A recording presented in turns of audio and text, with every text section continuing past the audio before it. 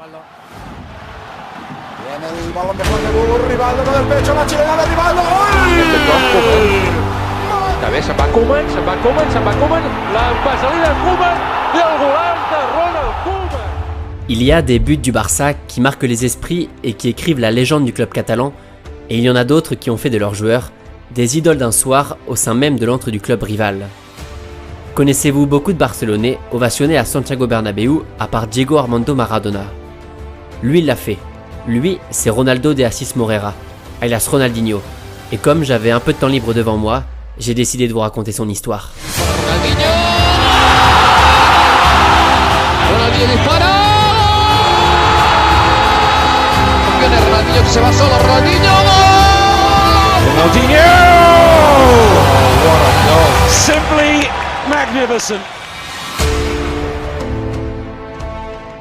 Porto Alegre, 1,4 million d'habitants. Le 21 mars 1980, c'est dans cette ville du sud du Brésil que naît Ronaldo de Assis Moreira. Au cœur d'une famille vivant pour le football, il grandit balle au pied et intègre à l'âge de 7 ans l'académie du Grêmio, le club de Porto Alegre. Très vite remarqué pour ses qualités techniques largement au-dessus de la moyenne dans les catégories jeunes, il inscrit 23 buts en un seul match à l'âge de 13 ans et continue d'impressionner l'encadrement du club. Malgré des essais au FC Sion en Suisse, puis une offre de 6 millions du PSV Eindhoven, qui fait suite à la victoire du Brésil au championnat du monde des moins de 17 ans, le jeune Brésilien reste à Grêmio et va commencer, dès 1998, le début du festival, Ronaldinho.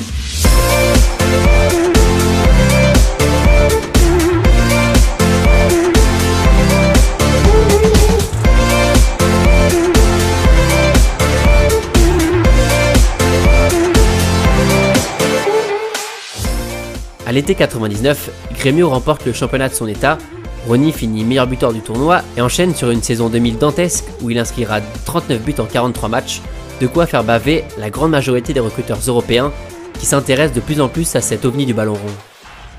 Et à ce petit jeu-là, c'est le Paris Saint-Germain qui l'emporte et arrache la pépite brésilienne, qui découvre l'Europe dans le club de la capitale, aux côtés notamment de JJ Okocha. Le Nigérian est considéré comme l'un des derniers magiciens du football moderne et d'entrée Okocha justifie en partie cette réputation en marquant un but extraordinaire qui permet à Paris de revenir à 2-1. En même pas 6 mois, Ronaldinho enflamme les pelouses de Ligue 1 et devient la clé de voûte de l'attaque parisienne, mais qui échoue malheureusement au pied du podium de l'exercice 2001-2002.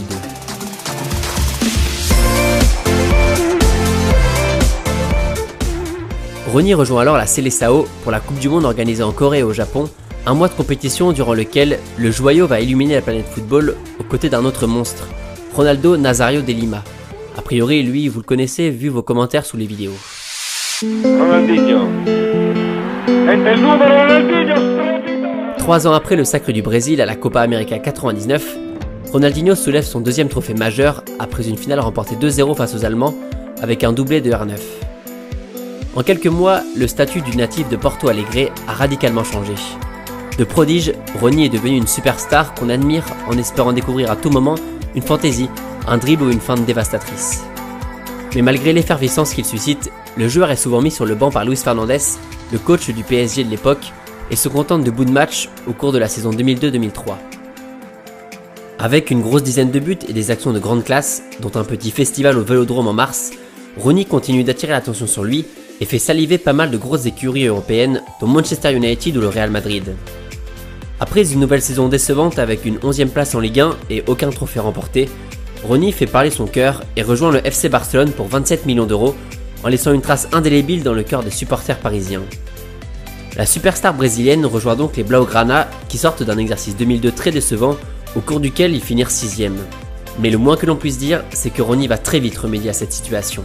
Premier match, premier slalom, premier but.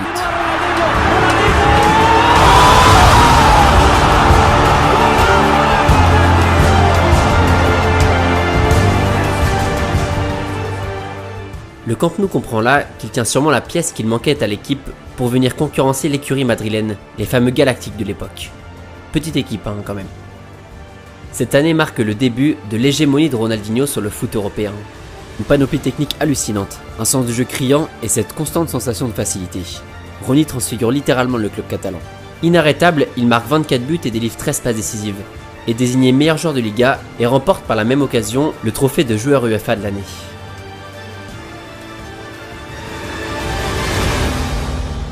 este premio no es solo mío, principalmente de mis compañeros, de la afición.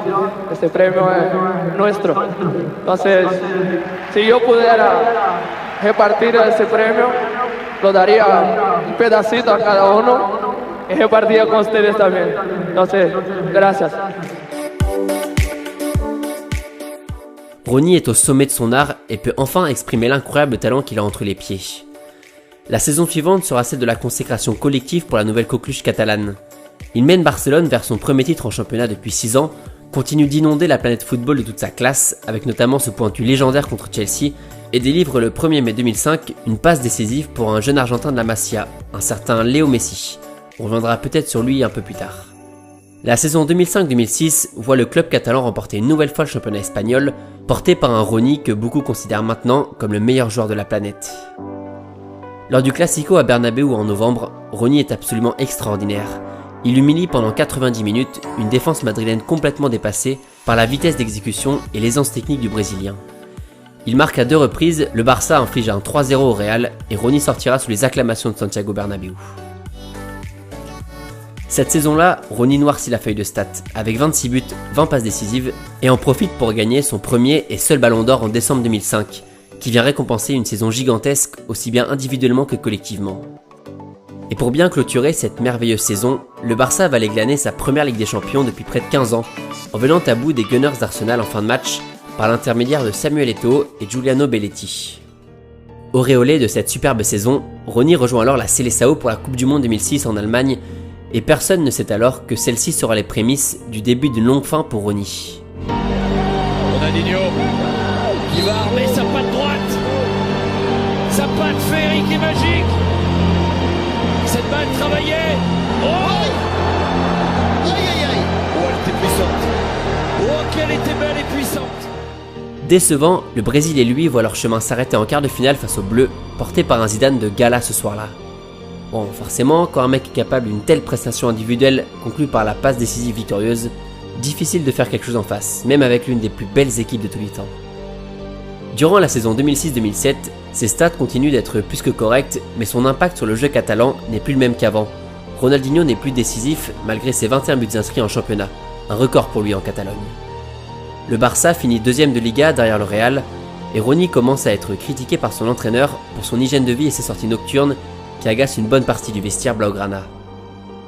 Il n'a plus les clés du jeu barcelonais, est fréquemment hué par le public catalan et se voit poussé vers la sortie après une blessure aux adducteurs. Après 207 matchs ponctués de 94 buts et 58 passes, dont un dernier fabuleux contre l'Atlético, Rony signe à l'AC Milan en juillet 2008, et ce malgré des tests physiques alarmants concernant son aptitude à rejouer au football.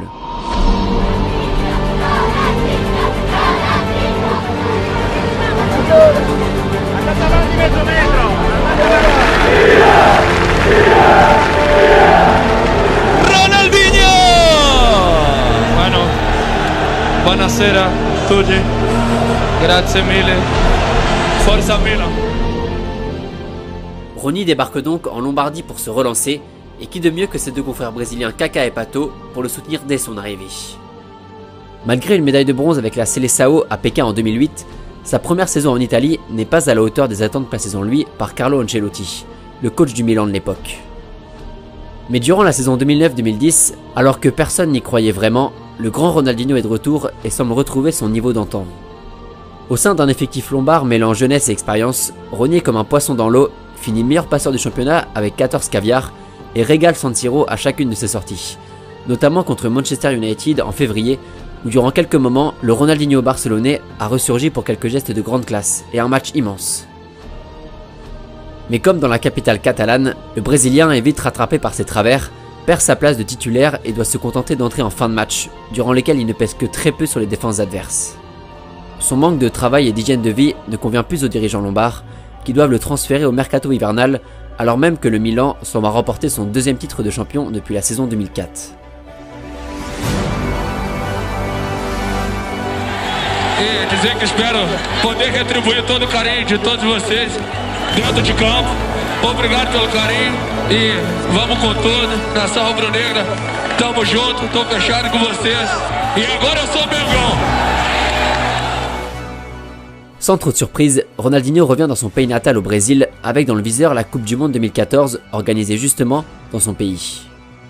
Approchant bientôt la trentaine, le génie brésilien est sur la pente descendante mais est accueilli à Flamengo en 2011 comme un demi-dieu, une icône populaire. Comme chez lui, Rony passera 2 ans au sein d'une équipe sans trop d'ambition, mais le talent et la folie de l'ancien meilleur joueur du monde sont toujours bien présents. Il emmène cette équipe jusqu'en 8e de finale de l'Europa League sud-américaine, la Copa Sudamericana, et remporte la Coupe Rio contre Fluminense, une équipe qu'il connaît bien. Après 70 matchs et une petite trentaine de buts, il signe pour l'Atlético Mineiro où Rony parachèvera son immense carrière.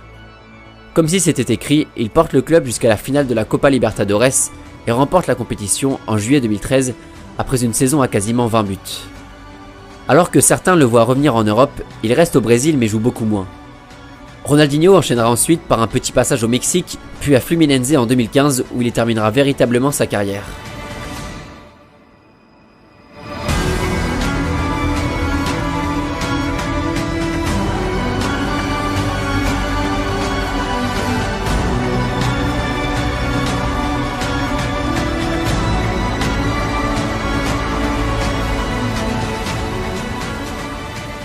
Une carrière faite de titres collectifs et de distinctions individuelles. Une carrière immense mais qui aurait pu l'être encore plus avec une éthique de travail irréprochable et une vie nocturne moins agitée. Mais Rony n'a jamais vraiment décidé de jouer au football. Il s'amusait simplement avec le ballon, avec le public, avec son sourire et cette joie de vivre qui le caractérisait tant. Ronaldinho, c'est l'histoire d'un footballeur précoce, l'un des meilleurs joueurs des années 2000, l'un des footballeurs non européens les plus appréciés de toute l'histoire du football et du sport en général. Ajoutez à cela un palmarès à en faire pâlir plus d'un, avec ce combo Copa América, Coupe du Monde, Champions League, Ballon d'Or, et vous obtenez un joueur inoubliable, inclassable, qui a laissé une empreinte très forte partout où il est passé. Personne n'a eu et n'aura vraiment l'impact culturel de Ronaldinho sur l'évolution des comportements individuels et de la notion de spectacle. Lui, ce joueur adulé, encensé, couronné, ce génie du ballon rond pour qui le football était un jeu et dont chaque pelouse foulée se transformait en une simple cour de récréation. Le joyau brésilien avait tout pour plaire et pour illuminer les observateurs et les fans. Des qualités de vitesse, d'improvisation, d'inventivité et d'agilité tout simplement ahurissantes. Des buts de dingue, de partout. Des passes de dingue, de partout. Des accélérations de dingue. Des célébrations pour tous. Pour l'éternité. Rony, c'était tout ça à la fois. Un footballeur unique. L'égérie du football spectacle. Un Brésilien fantasque sur et en dehors des terrains. Le Brésil comme on aime et comme on espère le revoir. Inégalable et inimitable. Rony, c'était le genre de gamin qui ne révisait jamais pour ses examens, mais qui s'en sortait souvent avec la meilleure note. Voilà, monsieur Ronaldo de Assis Moreira, pour tout cela et pour l'ensemble de votre œuvre, laissez-nous simplement vous dire merci.